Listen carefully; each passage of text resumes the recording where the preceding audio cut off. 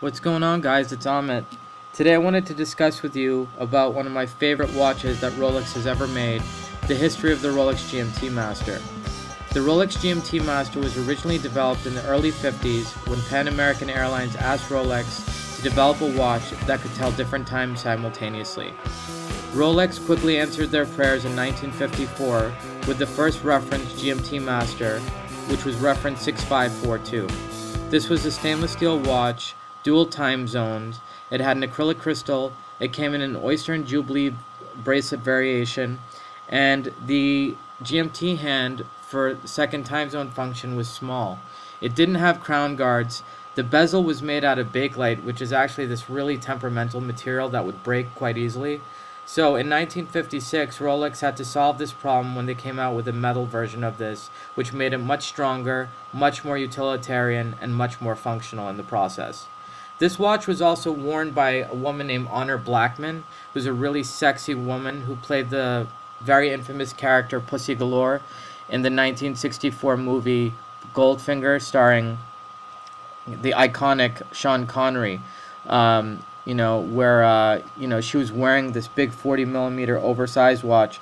I mean, come on. At that time, a 40mm watch was definitely big for a man, but for a woman to wear it, that's just really sexy and shows that, Rolex is a leader and they're not a follower. They set trends, they don't follow them. The evolution of reference 6542, the first Rolex GMT Master, came from an original turnograph 6202, which had a black bezel and black dial. The only difference is the 6542 had a new bezel and a new movement.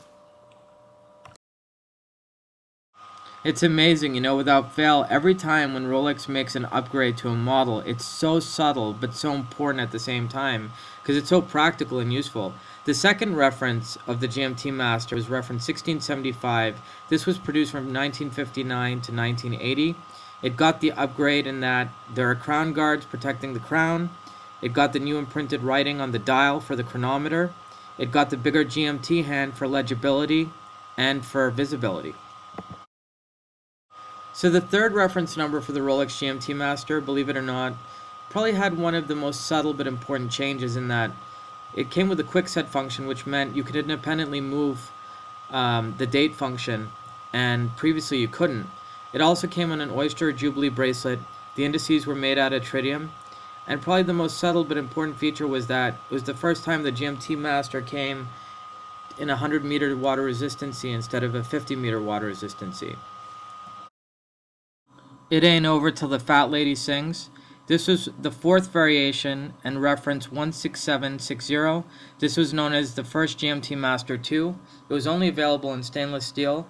It had a red and black bezel, a sapphire crystal, extra large crown guards, and a fatter case. So the fifth reference of the Rolex GMT Master was reference 16700. This got some subtle but important changes as well. You had a new case. It was only available in stainless steel. It only had two bezel options, red and blue and black on black. It had a sapphire crystal, so it was scratch resistant, and it came on an oyster and jubilee bracelet.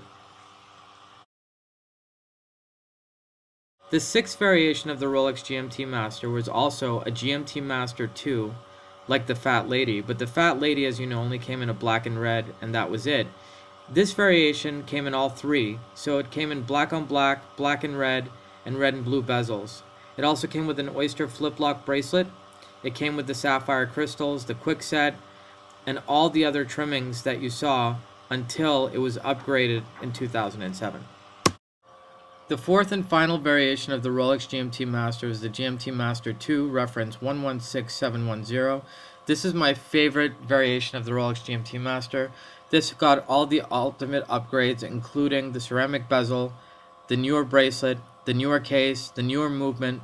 The green arrow hand for the GMT function makes it much more visible for better contrast, and honestly, the brushed and polished links makes it completely versatile.